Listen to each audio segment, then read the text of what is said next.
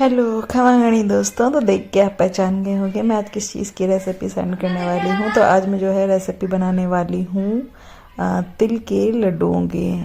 तो ये जो तिल के जो लड्डू हैं इसको देखिए, आपको पता है सबको कि जैसे संक्रांत आने वाली है तो संक्रांत पे बड़े ही चाव से तिल के लड्डू खाए जाते हैं, मनाए जाते हैं। मार्केट में भी बहुत तरीके की तिल की पपड़ी, तिल की गजक, बहुत सी चीज़ें अवेलेबल हैं, लेकिन मैं घर पे ही बनाना पसंद करती हूँ। इसलिए मैं जो है आपको आज मेरी रेसिपी शेयर कर रही हूँ कि मैं कैसे बनाती हूँ। आप बनाइएगा, ट्राई कीजिएगा और बताइएगा कैसे बनती है। इसके लिए आपको सिंपल गुड़, तिल और मूंगफली, ये सारी चीज़ें चाहिए। सबसे पहले जो है मैंने ये मूंगफली, घर पे ही मेरे पास मूंगफली पड़ी थी काफ़ी सारी, तो मैंने उसको छील के और इनको अच्छे से रोस्ट कर लेना है। आपको मूंगफली जो है धीमी फ्लेम में से इसको आपको ना सेकना है। ज़्यादा तेज़ आंच पे इसको मत सेकिएगा, नहीं तो बाहर से तो वो जल जाती है लेकिन वो अच्छे से अंदर से नहीं सिक पाती है। इसलिए धीमी आंच पे आप इसको, धीमी पे फिर थोड़ा मीडियम करके इस तरीके से आप सेकिएगा। पूरा इसका तेज फ्लेम करके आप मत सेकिएगा। आप चाहें तो ओनली सिर्फ तिल जो है, तिल के जो ये बीज आते हैं उनको भी बना सकते हैं, बट मैं तिल और मूंगफली दोनों को मिक्स करके बनाती हूँ। इससे जो है इसका टेस्ट काफ़ी अच्छा हो जाता है। तो सबसे पहले मैंने जो है मूंगफली सेक ली है। और जयपुर में आप सबको पता है कि जो संक्रांत है एक बहुत ही पॉपुलर फेस्टिवल है। इनफैक्ट मेरे घर में तो आप मानेंगे नहीं, जितना दिवाली का क्रेज़ नहीं है उससे ज़्यादा संक्रांत का क्रेज़ है। मेरे हस्बैंड को भी शुरू से है, और ऑफकोर्स जब हस्बैंड को है तो बच्चों में भी ऑटोमेटिकली उस चीज़ का बहुत क्रेज़ है। तो बस इसीलिए मैं भी बड़े ज़ोरों शोरों से तैयारियों में लग जाती हूँ जब भी संक्रांत आने वाली होती है।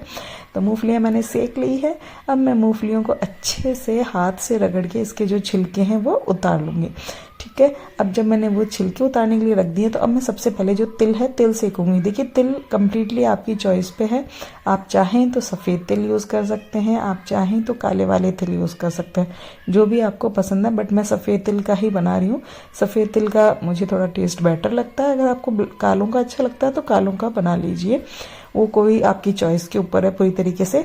तो ये जो तिल है ये मैं लेके आई थी मार्केट से, और मैंने इनको धो के एक बार हल्का सा सुखा दिया था। आप चाहें तो देख लीजिएगा तिल कैसे हैं, अगर अच्छे हैं, बिल्कुल गंदगी नहीं है तो मत से इनको धोइएगा।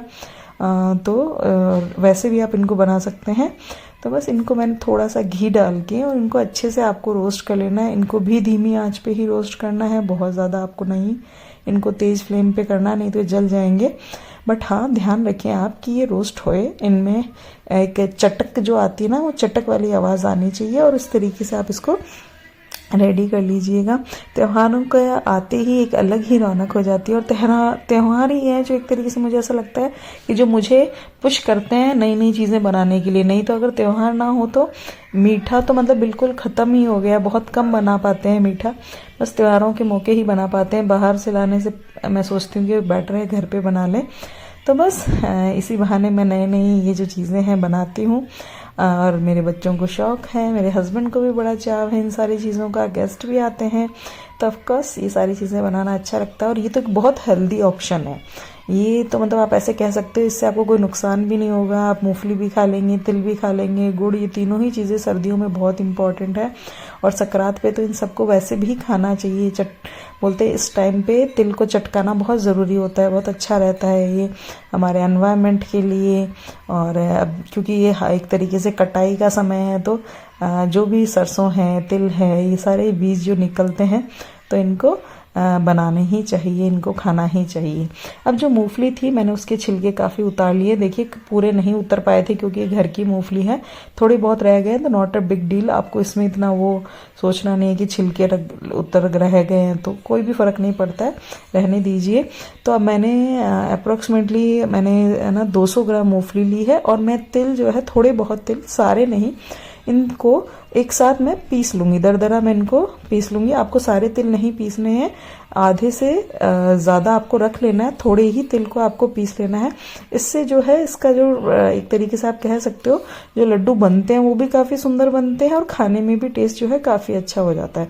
इस तरीके से आप इनको है जो पीस लीजिएगा थोड़ा। अब मैंने जो भी पीसा है और जो साबुत तिल थे उन सबको एक बड़ी परात में निकाल के, और मैं इनको एक जगह मिक्स कर लूँगी। ये देखिए हाथ से ही निकालना पड़ेगा क्योंकि तिल जो है चिपक जाते हैं। और मैंने लोहे सॉरी, मैंने लोहे की ही कढ़ाई यूज़ की। आप भी लोहे की कढ़ाई में ही इसको बनाइएगा, चाहें तो एल्युमिनियम में भी बना सकते हैं, बट मैंने लोहे में ही बनाया है। तो बस मैंने इनको सबको डाल लिया एक जगह और मैं इन सबको मिक्स करूँगी। और मिक्स करने के बाद हम जो है चाशनी इसके अंदर मिक्स करेंगे। चाशनी जो है मैं गुड़ की बनाऊंगी, वो भी मैं बताऊंगी कि मैंने कैसे बनाई है। ये देखिए इस तरीके से पिस गए हैं, थोड़ी मूंगफलियाँ रह गई है तो रह जाने दीजिए ना, कोई बड़ी बात नहीं है।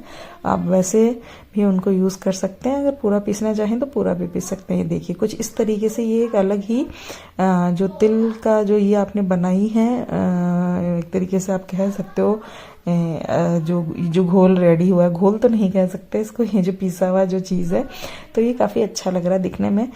मिक्स कर लेंगे तो बिल्कुल ये मतलब बाजार वाला लुक देगा। तो इस तरीके से आप इसको रेडी कर लीजिएगा। अब जो है हम तैयारी करते हैं बहुत इंपॉर्टेंट चीज़ की, वो है चाशनी। चाशनी ही है जो बड़ा मुश्किल वाला काम लगता है। पिछली बार जब मैंने बनाया था तो बहुत जल्दी बन गया था, इस बार तो बहुत एक तरीके से मुझे लगता है गुड़ के कारण या किस चीज़ के कारण थोड़ा गड़बड़ सा ही हो गया था। बट आप टेंशन मत कीजिएगा, अगर पानी ज़्यादा भी हो जाए तो आप इसको अच्छे से उबाल के और फिर जो है इसमें मिक्स करके और चढ़ा लीजिएगा। और बस मैंने भी यही किया, मैंने पानी पहले डाल दिया, पानी उबलने के लिए रख दिया। अब जितना भी गुड़ था, ये जो गुड़ है ये देसी है, मतलब देख लीजिएगा जो डार्क होता है। आप वैसे तो आप किराने की दुकान पे मांगे तो वो आपको दे देंगे, तो आप देसी गुड़ ही लीजिएगा, वो खाने में अच्छा रहता है। जो एक पीला जो आता है लड्डू वाला गुड़, वो मुझे नहीं अच्छा लगता, उसका टेस्ट भी इतना अच्छा नहीं होता है और वो हेल्थ के लिए भी उतना अच्छा नहीं है। उसमें तो एक तरीके से वो ज़्यादा प्रोसेस्ड रहता है, इसकी प्रोसेसिंग कम रहती है, तो ये खाने में बहुत अच्छा होता है। तो ये देसी गुड़ आप यूज़ कीजिएगा और इसी से ही आपको चाशनी बनानी है। चाशनी इन द सेंस इसको आपको पिघलाना है। अब मैंने जो मिस्टेक की वो ये कि मुझसे थोड़ा पानी ज़्यादा डल गया था, तो मुझे बहुत सारा इसको उबालना पड़ा था। और लड्डू भी जब बनाए तो एक बार में नहीं बने, एक बार में तो प्रॉपर नहीं बने। फिर जब वो ठंडे हुए तब मैंने उनको वापस से बनाया है, तो वो आप देखना फ़ोटो में, और जब मैं बनाऊंगी वो आपको आराम से पता चल जाएगा। तो पानी आप थोड़ा ही डालेंगे, ज़्यादा ना डालें। मुझसे तो जल्दबाजी में डल गया था, बच्चे परेशान कर रहे थे, बट आप ये चीज़ ध्यान रखना। देखिए ये अच्छे से उबल रहा है, मैंने इसको कई बार पानी में डाल के भी ट्राई किया था, बट ये हो नहीं रहा था। ये देखिए घुल जा रहा था। ये तो जब ऐसे इस तरीके से हो रहा है तो आप समझ जाइएगा कि आपकी चाशनी जो है रेडी नहीं है। आप मत इसको कीजिएगा जब तक ये अच्छे से उबल के पानी में डालते ही बैठ ना जाए, तब तक आप इसके लड्डू मत बनाइएगा। तो इसका बेस्ट तरीका यही है कि आप इसमें पानी कम डालिएगा। पानी कम डालेंगे तो ऑटोमेटिकली वो वर्क करेगा। फिर मैंने काफ़ी बार ट्राई किया, नहीं हुआ। फिर इवेंचुअली जब ये थोड़ा सा बैठा तो मैंने इसको बना लिया, क्योंकि मुझे ऐसा लगने लगा कि गुड़ जो है उसका टेस्ट ख़त्म हो जाएगा, मतलब चेंज हो जाएगा, इसलिए मैंने उसको बंद कर दिया। फिर बस क्या था, गैस बंद कर दिया और बस इन सबको मिक्स कर लिया। देखिए हम खाना बनाना भी एक तरीके का एक्सपेरिमेंट ही है, तो कभी भी अगर कोई गलती हो जाए तो मत डरिएगा। मैंने तो देखो ये ऐसे ही सीखा है। कभी मैं भी जब भी छोटी सी थी, मैं बहुत छोटी सी थी तब से खाना बना रही हूँ, तो कुछ बिगड़ गया तो मेरी मम्मा ने मुझे कभी नहीं डांटा। शी ऑलवेज अप्रिशिएट, उन्होंने कहा कोई बात नहीं, एक बार बिगड़ेगा दूसरी बार सुधर जाएगा। बट मुझसे तो पहले सही बना, इस बार ही क्या पता कैसे ये हो गया। देखिए कुछ इस तरीके से बने, बट लास्ट में जब मैंने इनको बनाया था मतलब थोड़ी देर रखने के बाद, तो ये बिल्कुल अच्छे बन गए थे। देखो मैं वैसे भी बहुत टाइट चाशनी नहीं करती हूँ, क्योंकि मुझे वो पत्थर जैसे जो लड्डू हो जाते हैं वो अच्छे नहीं लगते हैं, बच्चे भी नहीं खाते हैं, तो मैं इनको थोड़ा सा सॉफ्ट ही रखती हूँ। तो मैंने इनको पंखे के नीचे रख दिया था, तो ये बहुत जल्दी ठंडे हो गए और फिर मैंने इनके बहुत सुंदर सुंदर लड्डू बना लिए थे। Bye bye friends.